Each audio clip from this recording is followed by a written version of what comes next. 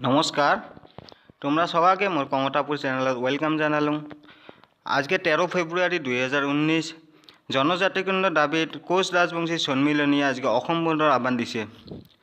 তোমরা সবাই হয়তো জানেন বর্তমান রাজ্যসভাত অধিবেশন চলি আছে আৰু কোচ ৰাজবংশীকে ধৰি টাই আহোম, মৰাণ, মটক, চুতীয়া, সাঁওতাল, আদিবাসী আদিকে ধৰি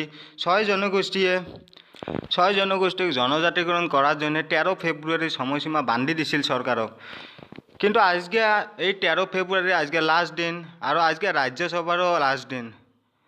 সরকারে আজি পর্যন্ত 6 জনগোষ্ঠীক জনজাতিকরণ করার জন্য রাজ্যসভাত কোনো অ্যাকশন নেয় নাই, কোনো পজিটিভ অ্যাকশন নেয় নাই। তার জন্য আজকে সরকারের বিরুদ্ধে আজকে কোচ রাজবংশী সম্মিলনীয়ে অসম বন্ধর আহ্বান দিছে। আজকে কোচ রাজবংশীকে ধরি 6 জনগোষ্ঠীর মানসিকলে হাজার হাজার বছর ধরে জনজাতিকরণের জন্য আন্দোলন করে আছে। কিন্তু কংগ্রেস সরকারে হোক, নাইবা এজিপি সরকারে হোক, নাইবা বিজেপি সরকারে হোক, সব সরকারে আজকে এই 6 জনগোষ্ঠীর জনজাতিকরণের প্রক্রিয়াটাক একটা খেলা করে আছে, ইলেকশনে টোপ দিয়ে আছে জনসাধারণক।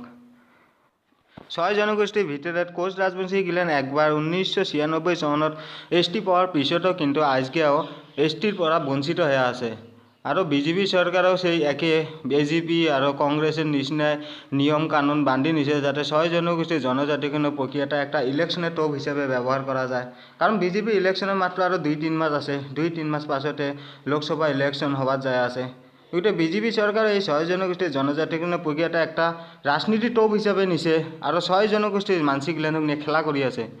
গতিকে বিজেপি সরকার যাতে আরও কোনো দিন 6 জনগোষ্ঠীর জনজাতিকরণের প্রক্রিয়াটা নিয়ে খেলা না করে, তার জন্য আজকে কোচ রাজবংশী সম্মিলন নিয়ে বিজেপি সরকার সকিয়ে দিয়ে আজকে অসম বন্ধর আহ্বান দিছে।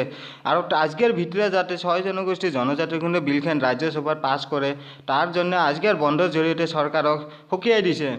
নাহলে আইসে ইলেকশনত বিজেপি সরকারক 6 জনগোষ্ঠীর রাইজগিলানে সঠিক উত্তর দিবে।